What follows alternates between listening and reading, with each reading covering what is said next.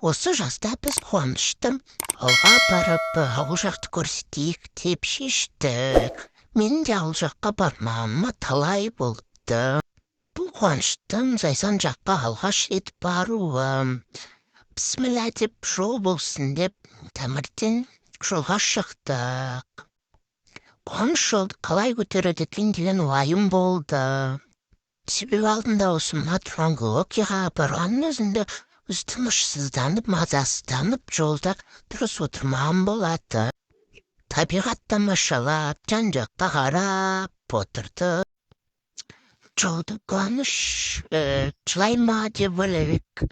Рутин армана барды. Ұйықтап қалды, біраз ұйықтады. Айтып бүйтіп күршімнің паромына да жеттік. Қуаныш та мен де осы паромға бірінші рет отырмақшымыз. Әне тұр паром.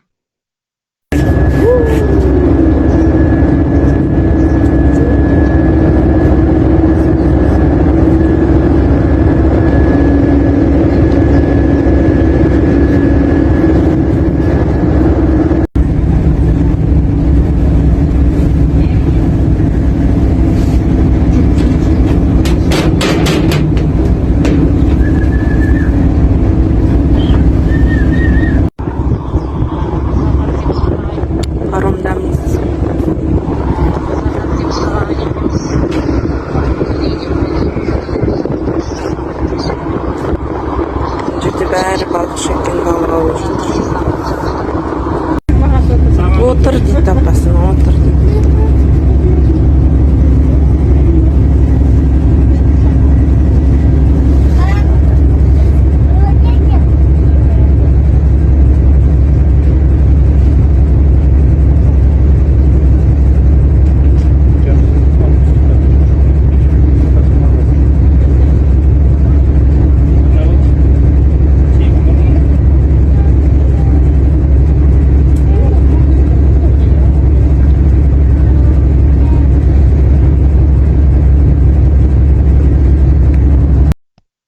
Қуанышқа пароммен жүрген ұнады. Жан-жағына қарап, таңғалып, мәз болып жүрді. Атасының қолына шығырып, қарама-қарсы жақта паромға қарап тұрды. Маған да өте ұнады, демалып қалады екенсің. Паромнан түскен соң, ар жағында бір кафеге кіріп, шай ішіп алайық деп шештік.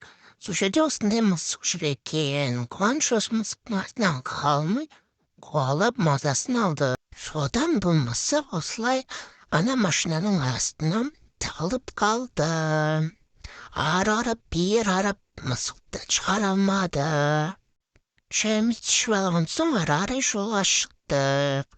Анау жақта жаңадан салып жатқан мост екен. Болашақта осы мостпен жүреміз дейді. Бұл күршім. Күршімнің ішімен осылай өттік. Күршім ауданы шығыс Қазақстан облысының оңтүстік шығысында орналасқан әкімшілік бөліні. 1927 жылы құрылған. Әкімшілік орталығы күршім ауылы болып саналады. Күршімде тұратындарыңыз болса, күршімді көрер болса, комментария қолдарыңызды көтеріп қойсаңыздар болады. Содан кейін жолда осындай жер бар екен, атын ұмытып қалдым қалай аталатынын. Қарбыз алдық. Соны осындай су ағып жатады ана жерде. Су ішіп алуға болады, отырып демалуға болады екен. Иисус-ай, ағытады. Содан кейін біраз жүргеннен кейін ауылға жеттік. Зайсан жақтағы Қаратал деген ауыл, папамның туған ауылға. Жеттік қой, дедік анау, осы жазуды көргенде.